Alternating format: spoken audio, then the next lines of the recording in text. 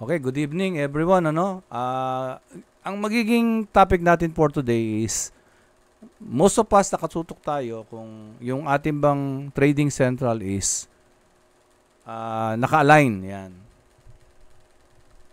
So, usually nagta-top down analysis tayo. Yan. When we do top down analysis, ang una nating ginagawa is nilalagay natin yung support and resistance. For the support and resistance, for those who are new, you can review the simple explanation of support and resistance sa canvas natin. So, the moment na may ATFX na kayo, i-add ko kayo sa sa canvas. And sa mga nagtatanong kung ano itsura ng canvas, ito siya. Ano yung canvas? Sa mga nagtuturo, alam nila to, pero ano ba yung nilagay ko sa canvas?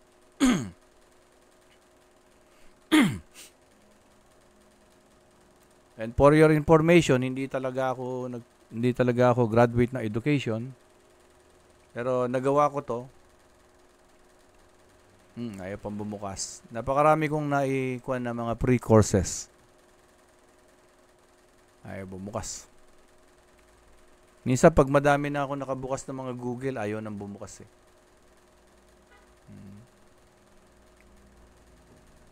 Ayan. So, Traders Eye Community, buksan ko yan. Mga pre-courses na binibigay ko sa mga seaman. Tapos, ayan, nilagay ko dito, modules.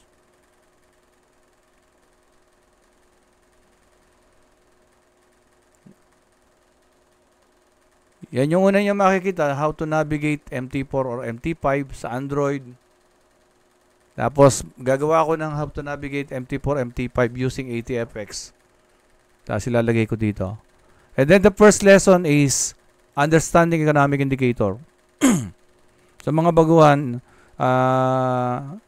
please try to register as soon as possible so you can join the canvas for free. So, dito nilalagay ko yung iba-ibang version ng pagpapaliwanag natin ng economic indicator kasi nung una, hindi namin sinasama to pero realizing that the market or the price action moves because of the institution, they are the price mover, they are the market mover. So, tapos hindi natin inaaral. So, medyo bulag tayo. Yan. So, yung latest dito, yung Trader's Eye Analysis, yung unang-unang ginagamit natin. Then, we combine fundamentals, which is the economic indicator. Then, we try to connect with Trading Central. Yan. So, ngayon, ang gagawin natin, we will try to connect the fundamentals, Trading Central, at saka yung pinakita ko kanina, which is the pivot. And then, lesson 2 is how to navigate ayan, MT5 with candlestick psychology. Yung candlestick psychology, yung paliwanag ko lang dito, yung parang naglalaro ng tulakan para madaling intindihin. Ganun lang, 3 candlestick lang. Strength, control shape, at saka weak candlestick. The strength candlestick, yun yung malaki yung body. The control shape candlestick, yun yung malaki yung buntot. Whether buntot sa baba, sa taas, ganun. And then the weak candlestick, yung maliit ang katawan. Then may weak in between, it becomes indecision. So there are 3 version na rito. Ibig sabihin itong 3 version, ito yung iba-ibang Zoom meeting na nilalagay ko dito. Kasi pagka luma na, mangyayari, the chart is luma din. Iba yung nakakapag-zoom tayo, yung chart natin nagiging updated. And then yung chart na gagamitin mo, tulad ngayon, yung chart na gagamitin natin will be the chart na mamaya nating gagamitin. Tingnan ko nga. Yan. Uy. Mukhang bumalik ka. Okay. Ba't nga ba bumalik?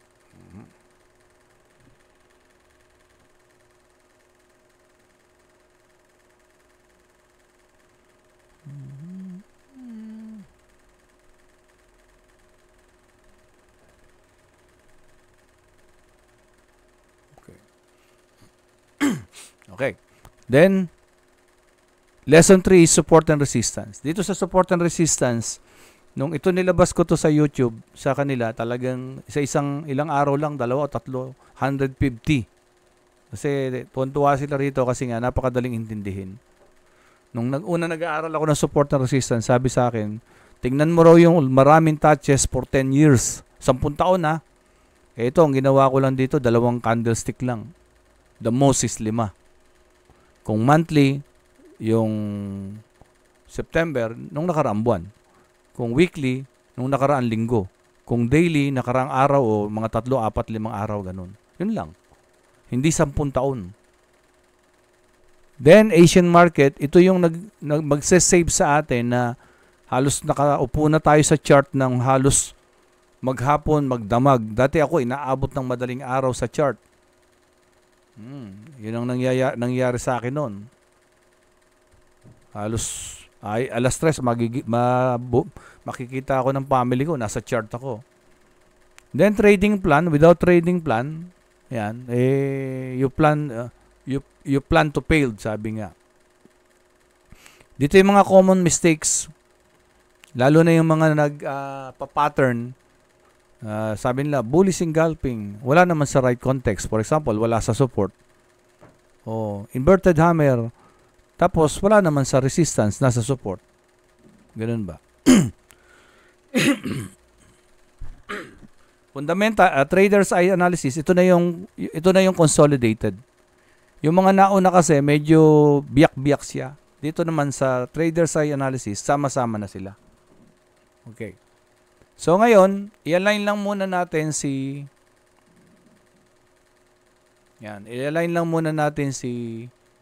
Trading Central. I-align na natin si Trading Central sa support and resistance natin. Pero top-down analysis tayo. We use top-down analysis to know asan yung direction ng higher time frame. So dito ngayon, alam natin that the price is bullish. So if we will go down lower time frame, ang hahanapin ko lang ako is buy opportunity. I will never sell, parang ganon. Nang long term. Kasi nagsesell din ako pag medyo may nakikita ako na, siyempre, minsan napapagtripan mo rin mag-scalping. Tulad kaninang maga. Yun. Scalping ako ngayon kasi wala akong turo. Nasa bahay lang ako. So, but basically, we do top-down analysis for us to know saan ang direction. So, this is very clear that the price is bullish. Kaya lang, kung titingnan nyo mabuti, wag lang yung candlestick ang tingnan mo. For example, ito nga. Nabura ko na kanina yun. Sabi natin.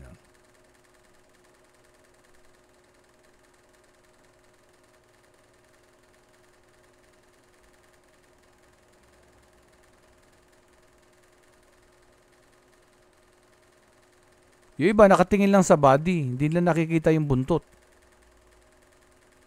At yung iba, ang tinatandaan nila pangalan. Bawa, may nakita silang candlestick. Tatandaan nila yung pangalan. Bullish candlestick. Bullish talaga to, di ba? Pero iba-iba yan. Pag humaba yan, pag humikli, iba-iba yan. O kaya naman, pag lumit yung katawan, nag-iiba na ibig sabihin yan. Yan. Kung tatanggalin natin yung buntot, titingnan lang natin ito. Sabi ko nga, magtulakan na lang muna tayo para madaling intindihin. May nagtutulakan. Yan.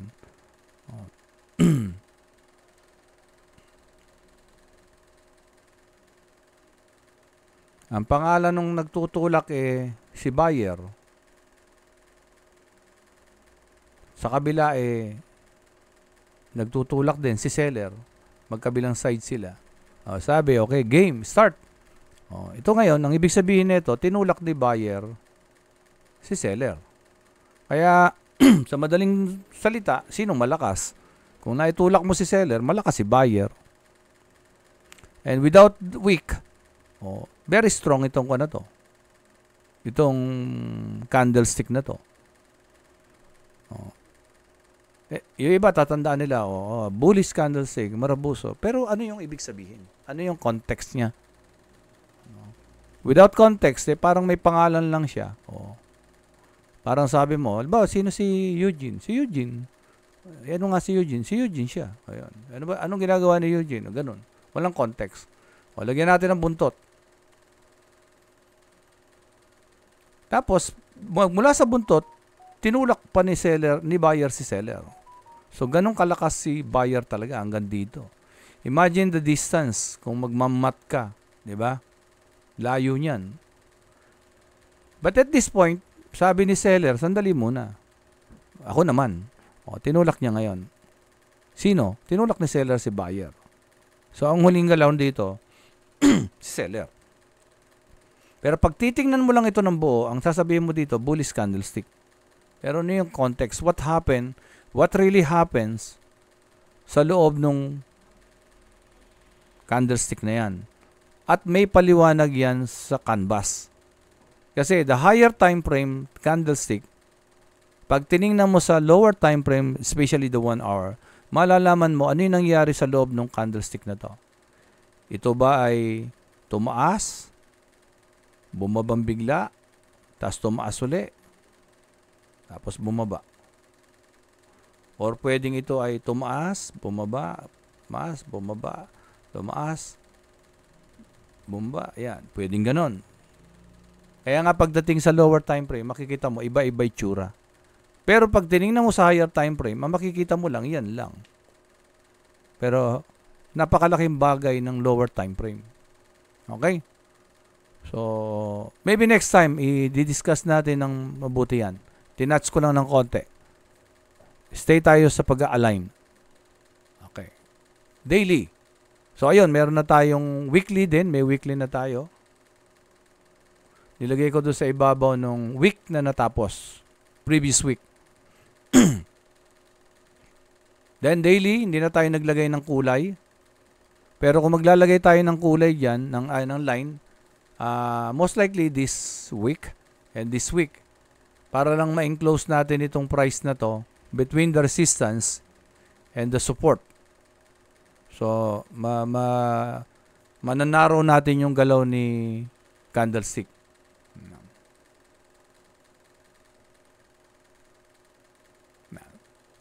And then 4 hours, yan. Sa daily tingnan nyo, wala pa yung moving average, hindi ko nilagay. Yan.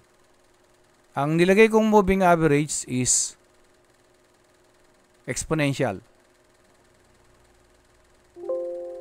Magkaiba ang, simple pala to, exponential, lagayin ko. Magkaiba ang itsura ng exponential at saka ng simple. Ayun, di ba nagbago? Dinoble click ko lang, ayan, papalitan ko na exponential.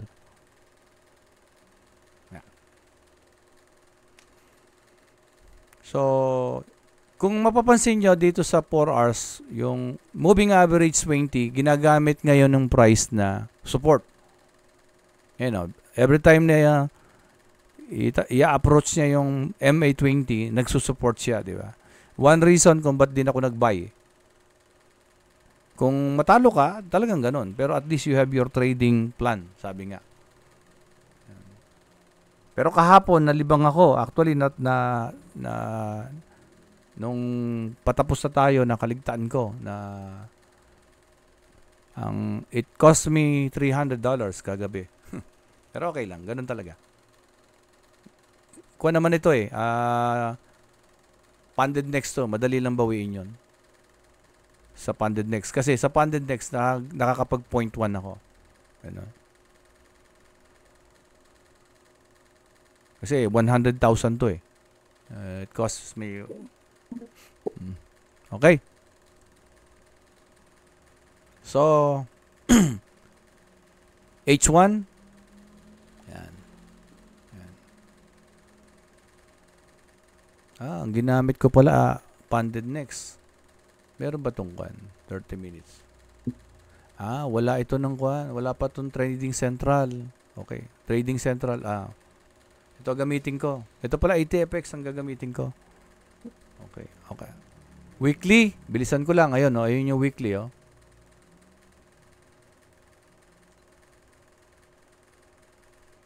Daily, hindi na ako naglagay ng line. Nag-appear na rito yung Trading Central. Ayan. Paano mo malalaman yung Trading Central? Ayan. So, ayan na yung mga line natin. Monthly, support, monthly resistance. Basta solid, ayan, weekly ang blue. So, wala na tayong red. Kasi kung lalagyan ko pa yan ng red para sa daily, gugulo na to. Gugulo na. Ayan. Then, baba ako ng 4 hours. Ayan. So, paano mo malalaman dito alin yung trading central? May two dotted line as maliliit. Ayun, no? Yung kasing trade, ayan, di ba? Consistent yung maliliit na line. Siya, isang mahaba, tapos dalawang maliit. Tapos mahaba, ganun. Yung trading central, ha?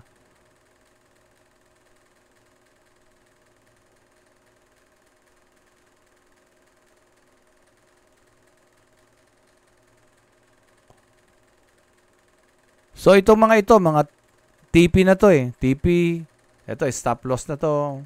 Stop loss na yan. So, ayun yung mga trading central. Oh. 1. Ito pala. 1, 2, 3, 4, 5. Ito yung pivot. Ito yung entry. Ito yung TP1. Ito yung TP2. Ito yung stop loss 1. Palagay ko yung stop loss 2 nandito. Natakpan ng blue. Tumama mismo sa weekly. Dahil tumama nga sa weekly kasi yung stop loss 2 is 3,600. Yan. Pinagayado nga. Dali muna. Yan. 1 hour, baba tayo ng 1 hour. Ayan, o.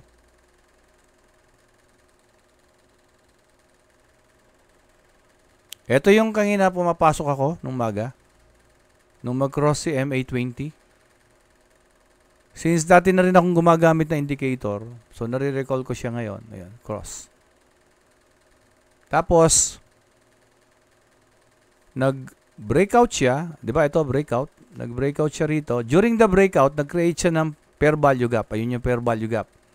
Kung pinanood nyo yung video, sabi sa video, if the fair value gap exists after or during, this is almost during the breakout. So, yung fair value gap na yan could serve as a support. Kaya nung binalikan niya, inaabangan ko, kaya lang halos nandito na. Sabi ko, uy, i-break yata. Kung i-break niya to, na-invalidate na yung fair value gap. Pero nung hindi niya na-break, sabi ko, pumasok ako. Ayun, pasok ko. 1, 2. Diba? Nagdagdag pa nga ako, no? Tapos, meron akong sined sa inyo kanina na, papasok na ba? Sabi ko, diba?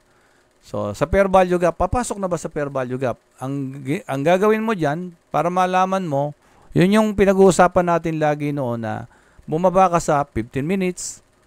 Di ba? Nilagyan ko fair value gap. Ano? Paano ko malalaman na asan yung fair value gap? Ito siya. Oh. Ayun, oh. Ayun yung fair value gap. Any question about fair value gap? Fair value gap exists first candle, second candle, third candle.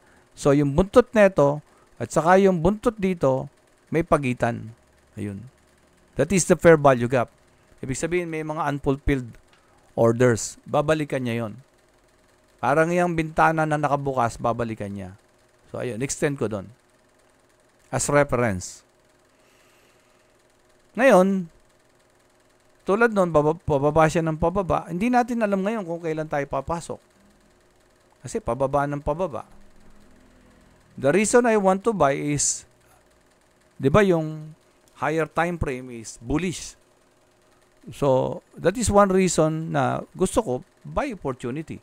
But the problem is, kailan kaya ako bibili sa fair value gap? What you will do is go to 15 minutes, for example. Ayan yung 15 minutes.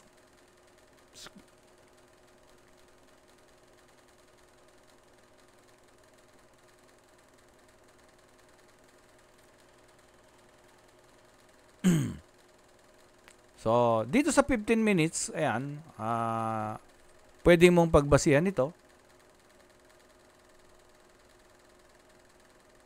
Ito, di ba? Bullish engulfing. So, if the fair value gap serves as a support, so this is a bullish engulfing at a support level. So, valid siya. Kasi kung bullish engulfing tapos nasa taas, hindi siya valid. Base sa mga libro, no? And then, pansinin nyo, di ba? Baba nga tayo ng mas mababa. 5 minutes. Ayan. Ayan. Ayan. First candlestick, second candlestick, and then fair value gap. Fair value gap, serve as a support. Binalikan niya. So, ayun.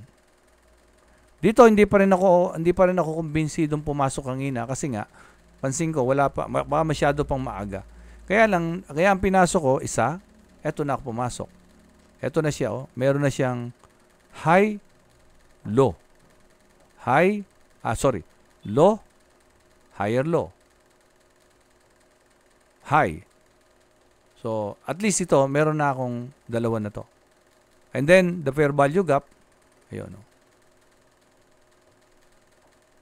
Sabi ko, pwede na akong pumasok. Although na medyo alanganin pa, pero sabi ko, pwede na yan. Wala naman talagang sigurado pagdating sa trading. Ayan, oh. Diba? Tingnan nyo yung kanina, oh, diba? Ito, liwanag niya, no? This is a downtrend. This is a downtrend. Ayan, sideways tong isa na to. Downtrend. And then, choke. Kasi, diba? Dapat dito yung breakup structure. Dito, choke. O, diba? Binrake yung choke. And then, fair value gap. Then, breakup structure. O, pumasok na ako. And at the same time, talaga yung fundamentals natin is talaga naman, di ba? Bullish. Even our fundamentals are bullish. So, yun yung idea kung ba't ako pumasok dyan. And yun din yung idea ba't nag-hold pa rin ako kahit na may negative na akong konti. Ayan. Pansinin nyo, nasa ibabaw na yung MA20. At bumaba man ako sa 15 minutes, nasa ibabaw pa rin yung MA20 until now. Nasa support pa rin siya. Support which is the MA20. Baba, akit ako ng 30 minutes. O, ganun pa rin. Ayun pa rin siya. Di ba? Nasa support pa rin. Okay.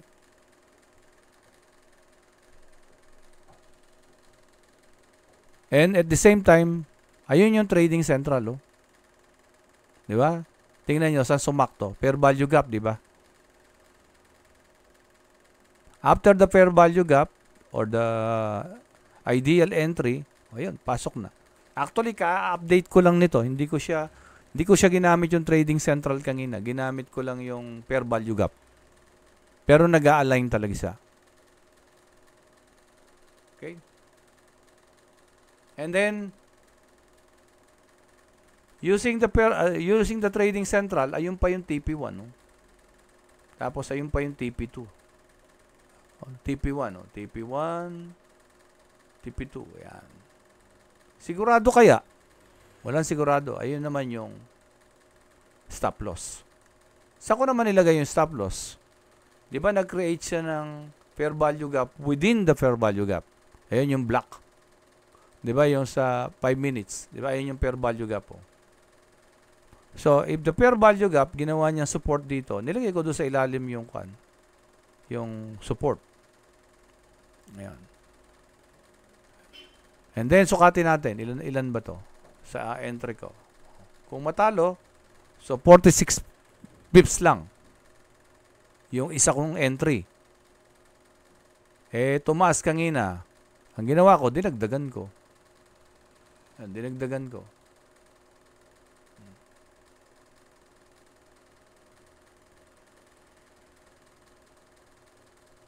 Pero dapat sana, pagka maggaganito kayo, pwede yung, halimbawa, ito kukunin ko to. Ayun. Pwede yun. Pwedeng dito ka kumuha ng, yan. Kaya lang, hindi naman, hinati ko kasi 0.1, 0.01, 0.01. Para sa akin, pwede mo ilagay doon sa ilalim nung entry. Tapos ito, i-adjust mo na. So, nababawasan na yung risk mo, ganun. Tapos, pagka nakapasok ka na, tingin ka lagi sa lower time frame. Even 1 minute, pwede kang tumingin. Ayan, So, 1 minute, nakikita mo, this is just a retracement. Parang ganun, Ayan, Tapos, ayan, nagsa-sideways na siya.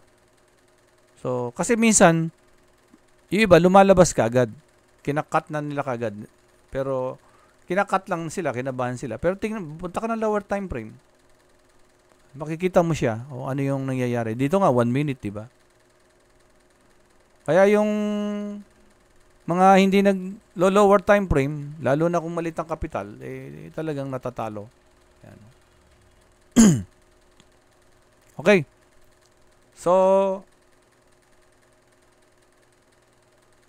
using Trading Central, ayun na siya. Using the signal of Trading Central, may idea ka na pwedeng tumaas. Using the fundamentals, bullish. Using technical, higher time frame, bullish. Yun. Kaya lang, yun nga yung problema kay Trading Central. Lagi kang mag-a-update ng line. So, gamit tayo ng, punta kayo sa view. Ito yung ginawa ko kanina, view. Pindutin nyo yung view. Then, navigator. Navigator.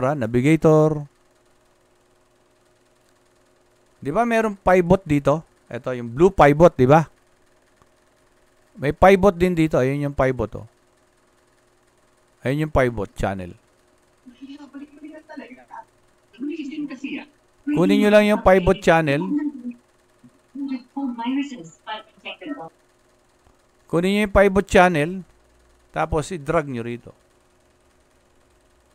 Tapos, since ayaw kong lumabas siya sa all-time frame, tanggalin ko yung monthly.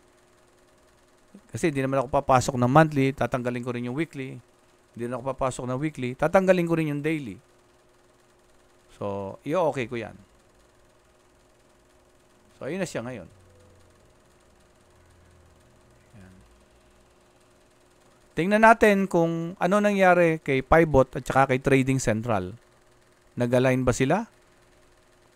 Kasi kung nag-align naman sila, aanin pa natin yung update tayo na update nung kay Trading Central. Hindi na. Eh, anong gagawin ko kay Trading Central ngayon? Anong gagawin natin kay Trading Central ngayon? Ano magiging gamit ni Trading Central? Mate. Tingnan nyo. Guide na lang. Signal. Yeah, signal. Signal. Or guide. Magiging mangyayari yung technical analysis natin, in-confluence ba kay Trading Central? Diba? Yun yung mangyayari ngayon. Okay. Pero ako, meron akong isang trading account na hindi ko tatanggalin si Trading Signal. I-update ko siya ng manual. Kasi, yun yung pang double check ko kung gumagana pa rin yung pivot na to. So, ibig sabihin ni pivot is technical din siya. Tingnan nyo ngayon si trading, si pivot. Pagkumparahin natin, Let us go to 30 minutes.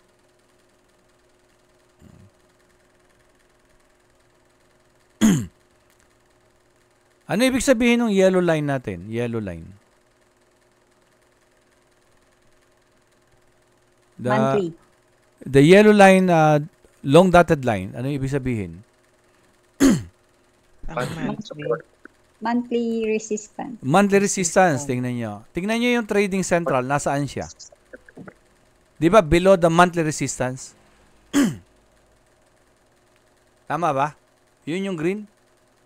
Yes, yes. Ang ibig lang sabihin nito, mas conservative si TP. Kasi baka nga naman hindi maabot yung trading, yung monthly resistance. Pero tingnan nyo yung si pivot channel. Sino mas conservative? Si Trading Central, si Pivot Channel? Si Channel. Yes. So, ibig sabihin, mas safe siya. Pero, hindi nagkakalayo. They are almost there, di ba? Halos, nire-respeto nila yung resistance natin. Natin as, yun yung mano-mano nating nilagay. That is for the first, for the second TP. So, ibig sabihin, pwede ko nang hindi gamitin ito. Di ba? Tawag dito, si Trading Central. Another. Paikli na, pag ano natin.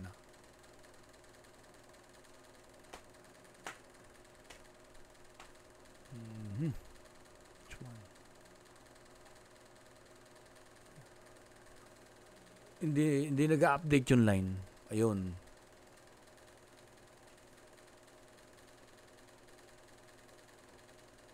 Palagay ko, madami ako nakabukas na kwan.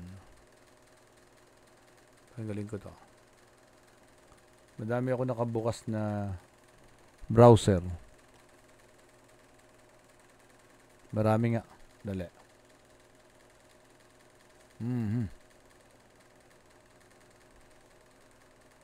Okay. Ayun. Ang tanong, bakit kaya nilagay dito ni Pivot at saka ni Trading Central yung mga line nila? Di ba ayun yung pinakamataas nitong candle na to? Kung papansin niyo, mas conservative si Pivot kaysa kay Trading Central. Yes. Saka siya na rin yung gagamitin na parang support and resistance. Yes, actually, siya na yung magiging support and resistance natin. Siya na talaga, okay. Yun yung ginagamit ko na ngayon. Okay. So, ibig sabihin, bababa ko yung TP con. Okay. So, next, 3650. Tsaka tingnan nyo, maganda rito, ang laki ng number. Pag tinignan mo kay Trading Central yan, makikita mo kagad, halos magkamuka. Yun yung nakita ko kanina. So, since ito yung Pivot, ito si Trading Central, di ba? Ibig sabihin, nasa ibabaw na naman si Trading Central. Nasa ilalim si Pivot. Mas conservative talaga si Pivot. Di ba? And, lumalabas, na-touch na ni price si first TP. Kaya lang, nagkaroon ng retracement. Okay. Masyadong maliit. Ayun, lakihan natin. So, ngayon, ito na yung pinaka-entry. Ideal entry. Sa entry naman, ang ginamit ko, yung fair value gap. Diba? Yung fair value gap. Nung bumaba ako ng lower time frame. Yun na yung analysis natin. Yun na inaaral natin pagka tayo na. Pero sa ngayon, nag-a-align ba yung mga line, ito, tsaka si Trading Central, at tsaka yung mga line natin. Nag-a-align naman. Yan. Kung medyo conservative ka, dito, TP ka na. TP ka na dito. Yan. Pero kung bawa ito, pwede ko ibaba ito. Yan.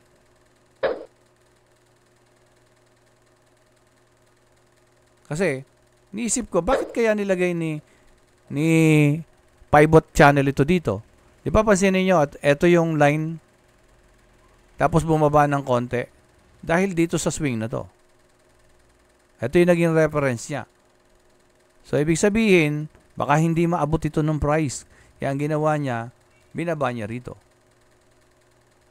So, in case na mamaya, ito, sumampa rito yung price. Yan. So, malaki posibilidad na dumiretso dito. Yun yung nakikita kong ibig niya sabihin.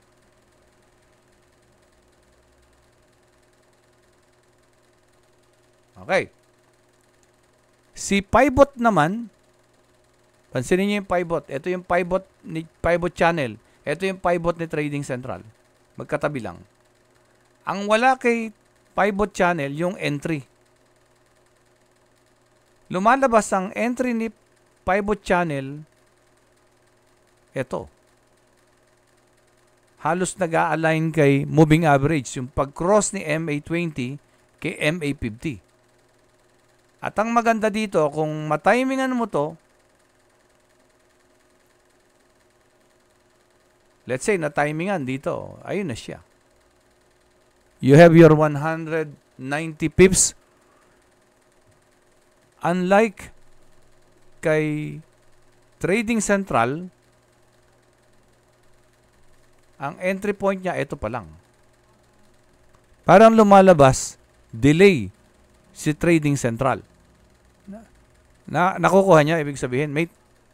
Yes, kuha. So, ibig sabihin, kung dito pumasok na ako, diba? Ang laki na kaagad, diba? Laki na kaagad. So ngayon, yung napanalunan ko kanina, yun na itinetrade ko ngayon. Kung ito man ay dumiretso pababa, so yung napanalunan ko kanina, yun na yung tinetrade ko. Yung almost 100 yung napanalunan kanina. But looking at the chart, makikita mo nakasampa pa rin siya sa support. Yan. Mate pass. Mate pass. Andiyan pa ba si Mate pass? Nandito lang ako. Gumagamit na ako ng mga indicator, ano? Oo, okay lang yun. Good. Ganun talaga. No, I mean, ibig sabihin, ayan, dati, di ba, tinanggal ko na. Pero ngayon, parang salasala na naman itong chart natin, ano? Malaking bagay din para sa akin, Coach. Nag-guide siya kung nasaan ang price, nandun ba siya sa Zone 1, sa Zone 2, sa Zone 3. Malaking bagay sa akin ang MA eh. Yes. Both exponential, saka sa simple. Tama. Yun nga lang, medyo pag sa umpisa, malilito kayo. Kaya nga, I encourage you to attend Zoom. Kasi, kaya ako dinadahan-dahan talaga dahil alam kong nakakalito to. But it will take time. Ang maganda lang sa atin, ang dalas natin mag-Zoom. Huwag kayong magsasawa na mag-aral. Okay. So, kung ganun pala't gumagana naman yung pivot, hindi na ako hindi na ako mag-trading, hindi na ako mag-manual ng pag-alalagay ng Trading Central. Ang gagawin ko, so ito ngayon, gagamitin ko yung isa kong chart.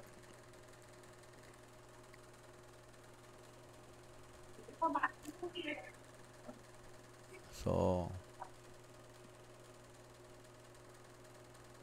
ito ngayon, lalagyan ko ng navigator, pivot channel.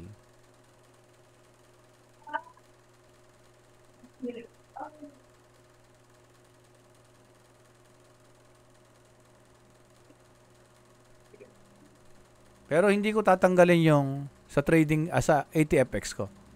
So, ayan ngayon. At least confident na ako ngayon na gumagana o align lang sila ni Trading Central. If the Trading Central, sabi ni Trading Central ay buy signal, buy, sabi niya. Alam ko na ngayon, ito, parehas lang din siya. This could be my entry point. Hindi na yung kay Trading Central. I will be using my moving average when the moving average MA20 crosses the MA50. So, maghintay lang ako ng konti, pwede na akong pumasok. And then, first TP ko is the 3651 and second TP ko is the below 3668. Ayan siya. And at the moment, ayan, makikita naman yung pivot na yan at saka yung stop loss, medyo malayo na yan. So, dito ngayon, naging madali ngayon yung kwan ko, yung pag-charting ko. Kasi dati, mamano-mano mo pa, lalagay mo pa yung Trading Central sa isa. But I will keep the Trading Central sa ATFX. Kasi para napagkukumpara ko. Or, pwede ring tanggalin mo na kasi once na binuksan mo yung Trading Central,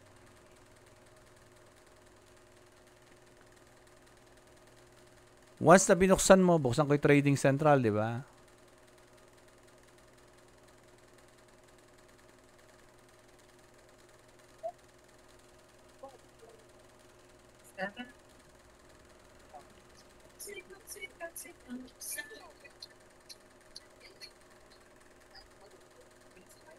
Sana kau pintak matay niya. Okay. So pag binuksan ko yung Trading Central, sa mga bagong dating, if you intend to use Trading Central, mas maganda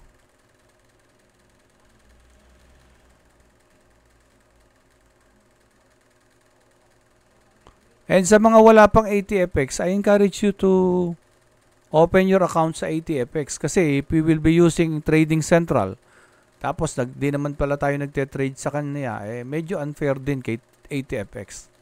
Di ba? Baka hindi swertehin yung trade natin kasi binabayaran. Instead of using this, dito kayo magpindot sa Research and Analysis. Yan, mas updated dito. At saka tayo, hindi ko rin alam lahat. I encourage you to, if you have something na alam yung makakatulong, please share. Actually, ako dati, dito ako nagpipindot. And then, kahapon, sinabi ng mga kasama natin, Coach, dito na lang. So, I'm your coach, pero nagkakaroon kayo na input. So, I suggest, hindi ito talaga pagalingan. So, everyone na merong knowledge, please share. Tatanggapin ko yan. So, use trading, research and analysis kasi mas updated. Dito, nag-update lagi. Unlike dun sa kabila. And then, research platform.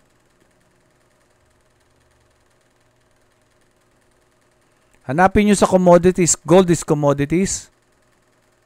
Ayun, gold. May update siya. Ayun yung gold. So, pagka meron ka na yan, yan. Ano ba yan?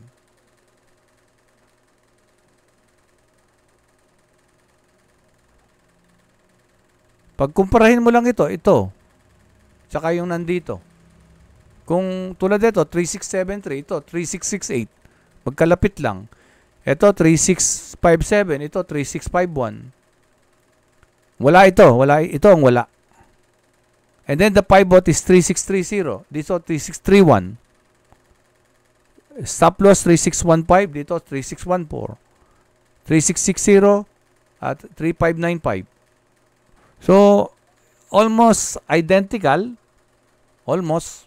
Pag ganun, tapos nakita mo to, sabi niya, buy signal. O di ngayon, pupunta ka na ngayon sa chart natin. Tapos, gamitin mo na kung ano yung mga natutuhan natin. For today, ang topic lang natin is alignment kasi kahapon, medyo nakalimutan ko yung aking trade. Inaabot tuloy ako ng high impact news. Thanks to MatePass. Buti na i-adjust ko pa. So, ganun lang. Ayan. So, instead na lagyan nyo pa ng Trading Central line, gamitin nyo na lang yung pivot. Saan makikita yung pivot? View, Navigator, ayun yung pivot. Install nyo lang dito, i-drag nyo. Ngayon, halimbawa, ayaw nyo na, gusto nyo alisin si pivot. Gusto nyo munang mag-charting base sa sarili nyo, yung katulad ng ginagawa natin, right-click, magra-right-click kayo doon sa chart, hanapin nyo indicator list.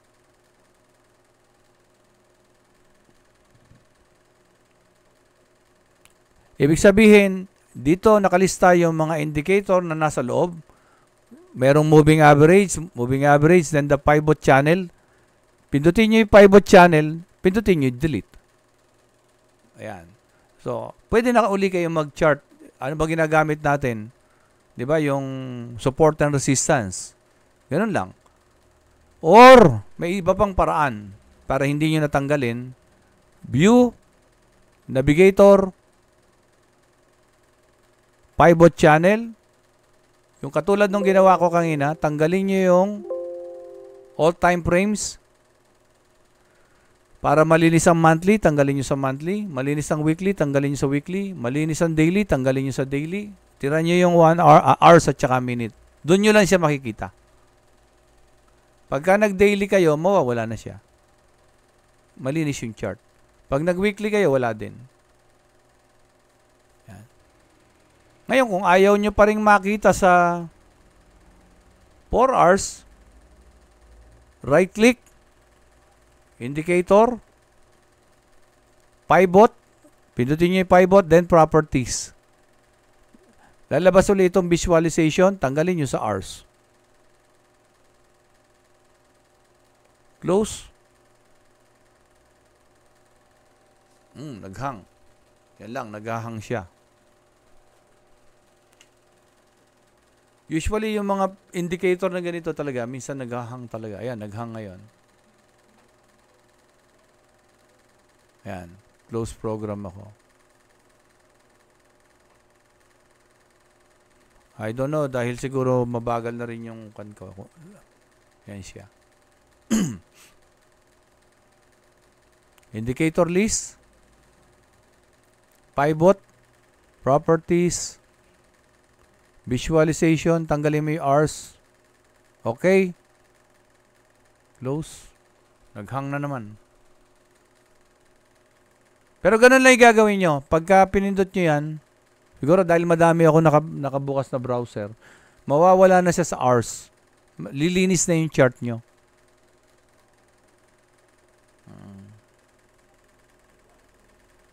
Okay, any question, mate?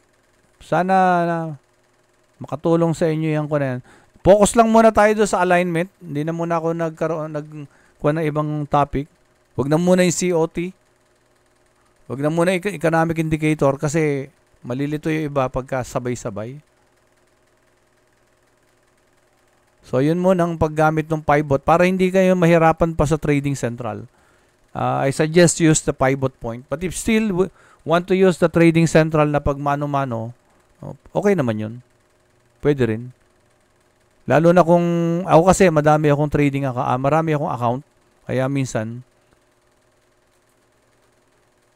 may hirapan ako kung lagi ako mag-update. Okay. Any question, mates?